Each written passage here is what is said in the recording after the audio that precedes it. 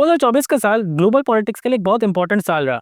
इस साल यूएस के इलेक्शंस भी हुए और इन इलेक्शंस के अंदर डोनाल्ड ट्रंप एक दफा फिर जीत गए और यूएस के प्रेसिडेंट बन चुके हैं। अब दोस्तों, डोनाल्ड ट्रंप पहली दफा तो प्रेसिडेंट बने नहीं है, लेकिन इस दफा का जो उनका टेन्योर है ये एक टर्निंग पॉइंट साबित हो सकता है, ना सिर्फ अमेरिका के लिए बल्कि तमाम के तमाम कंट्रीज के लिए। अस्सलाम वालेकुम दोस्तों, मेरा नाम है फैजान फिरोज और आप लोग देख रहे हैं मेरा चैनल फाइनेंस विद फैजान। 2024 के इलेक्शंस जीतने के बाद जितनी भी स्पीचेस डोनाल्ड ट्रंप ने की है, उनको देख के एक बात का अंदाजा होता है कि वो अपने अमेरिका फर्स्ट के मोटो के ऊपर बिल्कुल खरे हुए हैं और उस मैनिफेस्टो को प्रीच भी कर रहे हैं। इनका जो कॉन्सेप्ट है कि सुप्रीम अमेरिका हो एंड डिप्लोमेटिक अमेरिका हो, वो उसको अचीव करने के लिए लगे हुए हैं। तो आइए देखते हैं कि ट्रंप की जो पॉलिसीज हैं वो इंडिया, पाकिस्तान और चाइना इन पर किस तरीके से नजरअंदाज करेंगी और क्या ये जियोपॉलिटिकल टेंशन को बढ़ाएंगी या फिर इसमें कमी लाएगी। जैसा कि हमने अपनी लास्ट वीडियो में डिस्कस किया था कि अगर डोनाल्ड ट्रंप इलेक्शन जीत जाते हैं तो पाकिस्तान का वो तबका जो कि अमेरिका से एड का तलबगार रहता है, उसके लिए शायद एक अच्छी खबर नहीं है, क्योंकि डोनाल्ड ट्रंप की हमेशा हिस्टोरिकल पॉलिसी रही है कि वो एड को पसंद नहीं करते और पाकिस्तान के लिए खास करके उनके लिए जो डू मोर का स्टांस था वो बहुत ज़्यादा प्रोमिनेंट रहा है।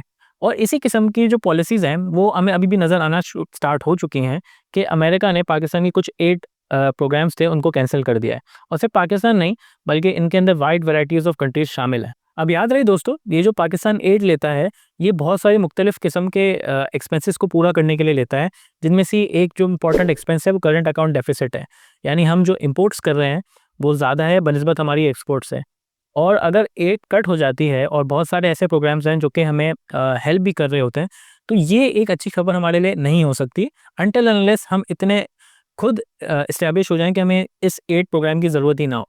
जी, इसी के साथ-साथ आईएमएफ के प्रोग्राम के अंदर भी हम एक एक्टिव मेंबर हैं और हर 6 महीने, 8 महीने, साल के बाद हमें आईएमएफ को रिपोर्ट देनी होती है कि हमारी इकोनॉमी कहाँ खड़ी हुई है। उसके लिहाज से भी ये एक अच्छी खबर नहीं है, क्योंकि अब अगर एड नहीं मिलती तो पाकिस्तान का ये जो करंट अकाउंट डेफिसिट है, ये भी बढ़ जाएगा और ज़ाहिर है हमें आईएमएफ की स्ट्रिक्ट पॉलिसीज़ को मज़ीद झेलने की ज़रूरत पड़ेगी।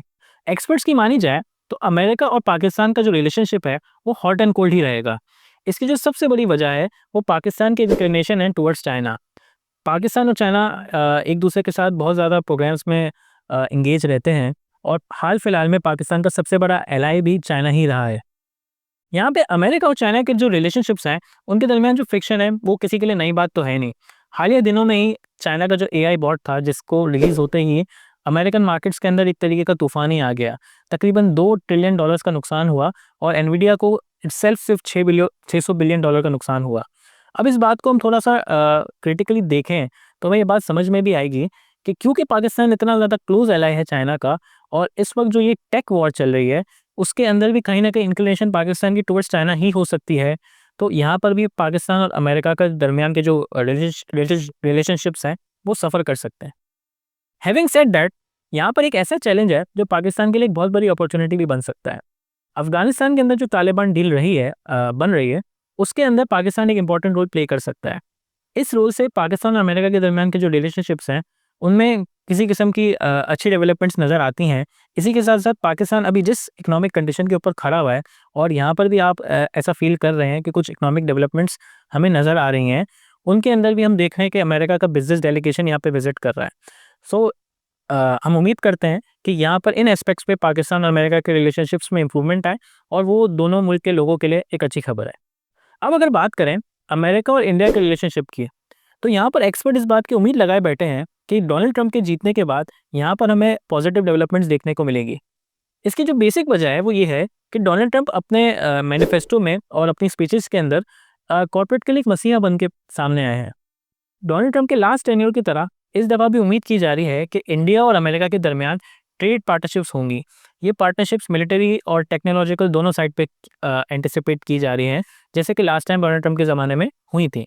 लेकिन इंडिया का एक तबका इस बात से ज़रूर घबरा रहा है कि इतनी स्ट्रिक्ट अमेरिका फर्स्ट पॉलिसीज़ होने के बाद शायद इस बात की उम्मीद लगाई जा सकती है कि अमेरिका और इंडिया के दरमियान जो ट्रेड है या जो एक्सपोर्ट्स हैं इंडिया के टुवर्ड्स अमेरिका, इसमें थोड़ी-सी कमी देखने को मिले। इंडियन इकोनॉमी जो कि एक बहुत अच्छे राइज़ पर है और काफ़ी ज़्यादा एक्सपोर्ट ओरिएंटेड बनना चाह रही है, उसके लिए शायद ये एक थोड़ा-सा धचका है। यहाँ पर एक्सपर्ट्स का ये भी कहना है कि क्वाड अलायंस के थ्रू अमेरिका इंडिया को प्रेशर करेगा कि किसी तरीके से चाइना को काउंटर करे। अब ये इंडिया के लिए कोई अच्छी खबर तो है नहीं, क्योंकि इंडिया और चाइना अब डेफिनेटली नेबर्स तो हैं और इनके दरमियान भी स्ट्रेटेजिक मामला चलते रहते हैं। अब बात करते हैं मोस्ट इंपॉर्टेंट पॉइंट की कि ट्रंप के इलेक्शन जीतने के बाद आखिर यूएस और चाइना के रिलेशनशिप कहाँ जाते हुए हमें नजर आ रहे हैं। तो अब तक जितनी स्पीचेस हमने देखी हैं ट्रंप की, उससे ये बात का अंदाजा लगाया जा सकता है कि यहाँ पर अभी ट्रेड वॉर छिड़ने जा रहा है। ये जो ट्रेड वॉर की हम बात कर रहे हैं, ये इस बार सिर्फ फिजिकल गुड्स तक रिस्ट्रेन नहीं है, बल्कि यहाँ पर इस बार टेक्नोलॉजिकल वॉर भी एक अहम रोल प्ले करेगा। अगर हालिया दिनों की ही बात करें, किस तरीके से डीप सीक ने अमेरिका को एक झटका पहुंचाया और अमेरिका इस बात को रिटेलिएट करने की पूरी पूरी कोशिश करेगा। चाइना और अमेरिका के दरमियान की जो फ्रिक्शन है, किसी के लिए भी अच्छी खबर नहीं है। आईएमएफ ये बात को प्रिडिक्ट करता है कि जब भी इन दोनों के दरमियान मामला टेंशन की तरफ जाते हैं, तो ग्लोबल जीडीपी पर 0.4% के नेगेटिव इम्पैक्ट क्रिएट होता है। अब देखिए, ये 0.4% सुनने में तो बहुत छोटी टर्म लगेगी, लेकिन इस 0.4% का दुनिया के डिफरेंट कंट्रीज पे डिफरेंट किस्म का इम्पैक्ट क्रिएट होगा। कुछ कंट्रीज पे इसका इम्पैक्ट बहुत ज़्यादा क्रिएट हो सकता है और कुछ कंट्रीज पे शायद इतना ही इम्पैक्ट क्रिएट हो। तो ये बात इतनी इग्नोरेबल नहीं है। हालिया वक्तों में एक बात देखी गई है कि चाइना के एशिया कंट्रीज के अंदर इन्वेस्टमेंट का पोर्टफोलियो साइज बढ़ता चला जा रहा है। चाहे वो पाकिस्तान की बात की जाए या फिर श्रीलंका की बात की जाए या सराउंडिंग्स में डिफरेंट कंट्रीज की बात की जाए। अब इन हालात में अगर अमेरिका किसी किस्म की नेगेटिव पॉलिसीज चाइना की तरफ निकालता है, तो ये इन कंट्रीज के लिए बहुत ज़्यादा खतरे की बात है। ट्रंप अपनी जो पॉलिसी शेप करना चाह रहे हैं, वो डेफिनेटली ऑयल प्रोड्यूसिंग कंट्रीज के लिए भी एक अच्छी खबर नहीं है, क्योंकि वो उनकी मोनोपोली को डायरेक्ट हिट करना चाह रहे हैं। अगर अमेरिका अपने ऑयल प्रोड्यूसिंग एक्सपोर्ट्स को भी बढ़ाता है और ऑयल प्रोडक्शन को भी बढ़ाता है, इससे इन ऑयल प्रोड्यूसिंग कंट्रीज की मोनोपोली को बहुत बड़ा नुकसान पहुंचेगा। और अगर हम इन ऑयल प्रोड्यूसिंग कंट्रीज का इंडिया, पाकिस्तान और चाइना से रिलेशनशिप को डिस्कस करें, तो हमेशा से काफ़ी ज़्यादा कॉर्डियल रहे हैं।